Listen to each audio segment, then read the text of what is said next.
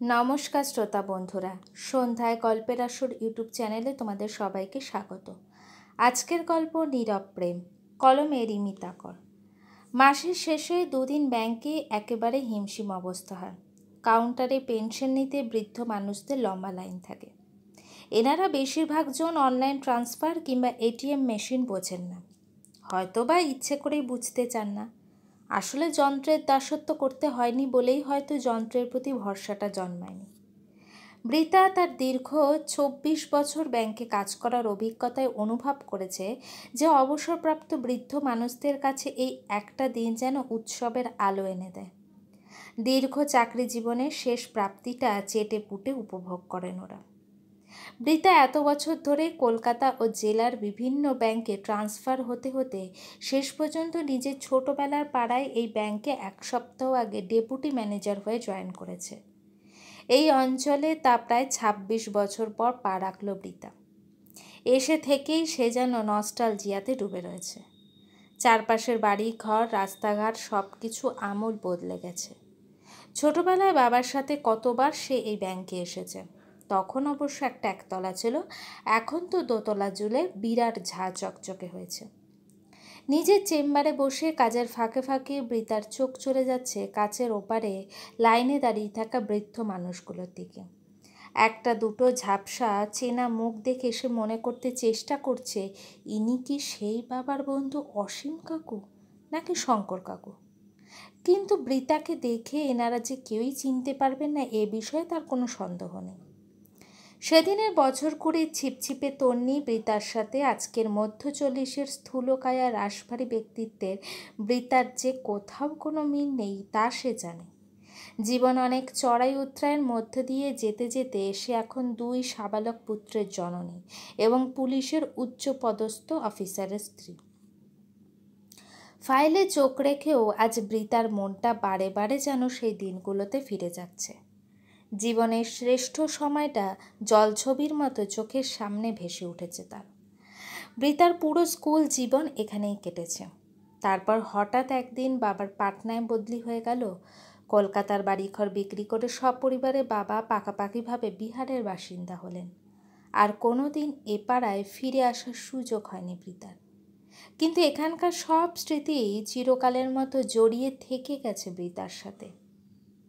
ঘাড় নিচু করে কাজে মনোযোগ দেওয়ার চেষ্টা করে বৃতা। এমন সময় কাচের দরজা ঠেলে কে যেন বলল, মুনাই ভেতরে আসবো? মুনাই নামটা কানে যেতেই ভীষণভাবে চমকে ওঠে বৃতা। বহু যুগ পর এই নাম ধরে কেউ ডাকলো তাকে।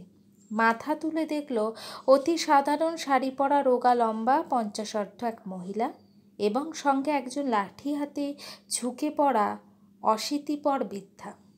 মহিলাটির মুখটা ভীষণ চেনা লাগছে বৃতা, খুব চেনা, খুব কাছের মনে হচ্ছে। বয়সের ছাপ সরিয়ে আতিপাতি করে সেই মহিলাকে খুঁজতে থাকে সে। একমুখ হাসি নিয়ে সেই মহিলা প্রবেশের অনুমতির তোয়াক্কা না করেই চেম্বারের ভেতরে ঢুকে পড়ে। বলল, কিরে, চিনতে পারলি না তো? এতক্ষণে বৃতার ধোঁয়াশা কেটে গেছে। সে বাচ্চা মেয়ের মতো চেয়ার থেকে উঠে দাঁড়িয়ে দু চোখে খুশির ঝলকানি নিয়ে একগাল হেসে বলল, বুলি দি না? উফ, তোমার সাথে কোনোদিনও যে দেখা হবে আমি তো ভাবতেই পারিনি। আবেগের আতিশয্যে স্থান কাল পাত্র ভুলেই বৃতা এগিয়ে গিয়ে বুলিদিকে জড়িয়ে ধরল। বুলিদিও পরম স্নেহে বৃতাকে বুকে টেনে নেয়।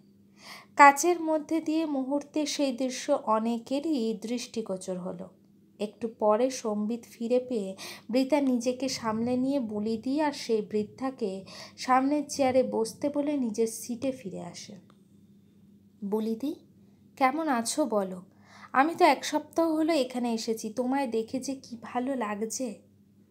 কাচের বাইরে থেকে তোকে দেখে চেনা চেনা লাগলো মুনাই। একটু ভালো করে লক্ষ্য করেই তোকে চিনে ফেললাম। বাবা, তুই কত বড় অফিসার হয়েছিস। বুলিদির সেই চেনা সরলতা বৃতার অন্তর স্পর্শ করে। বৃতার ছোটবেলার অনেকটা জুড়ে বুলিদি রয়েছে। বৃতার এবার নজর পড়ে বুলিদির পাশে বসা বৃদ্ধার দিকে। একটু ভালো করে লক্ষ্য করে বৃতা চিনে ফেলল বৃদ্ধাকে। হ্যাঁ, উনি তো সেই অরূপদার মা। ঠিকই তো বুলিদি, আর কাকে নিয়েই বা আসবে? শাশুড়িকে পেনশন তুলে দিতে এসেছে সে। বৃতার মনে পড়ে যায় বুলিদি আর অরূপদার প্রেমের কথা। উফ, কি মারকাটারি প্রেম ছিল দুজনের, সেই কোন ছোটবেলা থেকে। অরূপদা তুখোড় মেধাবী ছিল, আর তা নিয়ে বুলিদির গর্বের শেষ ছিল না। প্রেমিক তো নয়, যেন মায়ের মতো আগলে রাখত অরূপদাকে। অরূপদা একের পর এক পরীক্ষা দিচ্ছে, এদিকে ফর্ম ফিল আপ করার টাকা নেই। বুলিদি ঝোঁকের মাথায় নিজের কানের সোনার দুলটা বিক্রি করে দিল। তারপর জানাজানি হতেই বাড়িতে ভীষণ হেনস্থা হতে হয়েছিল বুলিদিকে। তবু সবসময় হাসি মুখে সে সব সহ্য করে নিত। বলতো, যাকে ভালোবাসি তার জন্য সব করতে পারি রে, দেখিস ও আমায় অমন দুল 1000টা গড়িয়ে দেবে। মুগ্ধ হয়ে তখন বুলিদির মুখের দিকে তাকিয়ে থাকতো বৃতা। কিরে, কি ভাবছিস মুনাই? তোর কথা বল, কোথায় বিয়ে হলো, কটা ছেলে মেয়ে? বুলিদির কথায় বৃতা মৃদু হেসে বলল, সেসব বলবো, আগে অরূপদার কথা বলো। এই তো জেঠিমা, অরূপদার মা। আমি কিন্তু চিনতে পেরেছি। বৃতার কথায় বুলিদির মুখটা ফ্যাকাশে হয়ে যায়। বৃতার এবার চোখ যায় বুলিদির সিঁথির দিকে। কোথাও সিঁদুরের চিহ্ন নেই। তবে কি অরূপদার নেই? একটু অপ্রস্তুত হয়ে পড়ে বৃতা। মনটা খারাপ করে মাথা নিচু করে নেয় সে। এবার বৃদ্ধা কাঁপা কাঁপা গলায় বললেন, অরূপ ভালো আছে মা, বিদেশে রয়েছে। তাই তো আমার দেখাশোনা যাবতীয় সব কিছু বুলি করে। বৃদ্ধার কথা শুনে বৃতা যেন হাঁপ ছেড়ে বাঁচল। যাক, তাহলে সে যা ভেবেছিল তা নয়। এবার সে বুলিদির দিকে তাকিয়ে হেসে বলল, বুলিদি, তুমি কেন বিদেশে যাওনি অরূপদার সঙ্গে? নাকি জেঠিমার দেখাশোনার জন্য আপাতত রয়েছ? তোমাদের ছেলে মেয়ে কটি? কি প্রেম ছিল গো তোমাদের! বিশ্বাস করো, এত বড় জীবনে তোমাদের মতো জুটি দ্বিতীয় দেখলাম না। ফ্যালফ্যাল করে বৃতার দিকে তাকিয়ে থাকে বুলিদি। কেমন যেন বিষাদের ছায়া নেমে আসছে তার সারা মুখ জুড়ে। বৃতা ওর চোখের দিকে তাকিয়ে কি যেন মেলাতে চায়। বৃদ্ধা বলে উঠলেন, আমার অরূপের এক ছেলে এক মেয়ে গো। ও তো ওখানে বউ ছেলে মেয়ে থাকে, খুব ভালো আছে। আমাকে একবার নিয়ে গিয়েছিল, একদম সাহেব হয়ে গেছে জানো। বৃদ্ধার কথায় বৃতা প্রথমটা চমকে উঠলেও পরে ওর কাছে সব কিছু জলের মতো পরিষ্কার হয়ে গেল। কিন্তু বুলিদির কি হলো? সে কি তাহলে সারা জীবন একাই রয়ে গেল? বুলিদির মতো মেয়েকে অরূপদা ভুলে যেতে পারল? আর তারই মায়ের দেখাশোনা আজও বুলিদি করে যাচ্ছে। গলার কাছে একরাশ কান্না দলা পাকিয়ে ওঠে বৃতার। এবার ব্যস্ত হয়ে বুলিদি বলল, মুনাই, যাই রে, বাইরে লাইন রেখে এসেছি, তোরও কাজের ক্ষতি হচ্ছে। তারপর সে বৃদ্ধার হাতটা ধরে আস্তে আস্তে চেয়ার থেকে দাঁড় করিয়ে বলল, কাকিমা চলো। বৃতা নিজের সিট ছেড়ে ওদের পাশে এসে দাঁড়ায়। বুলিদির হাতটা নিজের হাতে তুলে নিয়ে বলল, খুব শীঘ্রই অফিস ছুটির পর তোমার কাছে একদিন যাব বুলিদি, অনেক গল্প করব। ঠিক আগের মতো খিলখিল করে হেসে ওঠে বৃতার গালে হাত বুলিয়ে বুলিদি বলল, আমার যে কি গর্ব হচ্ছে কি বলবো। আমার সেই ছোট্ট বোনটা আজও এত বড় ব্যাংকের অফিসার হয়েছে। কিন্তু তোমার কি হলো বুলিদি? সারা জীবন একা থেকে গেলে। কেন এমন হলো তোমাদের? কাতর হয়ে কথাগুলো বলল বৃতা। ঠোঁটের কোণে মৃদু হাসি নিয়ে বুলিদি বলল, সবার জীবন কি একরকম হয় রে পাগলি? তারপর একটু থেমে বলল, একদিন আসবি কিন্তু মুনাই। আমাদের বাড়িটা আগের মতোই আছে রে, শুধু এক এক করে সবাই চলে গেল।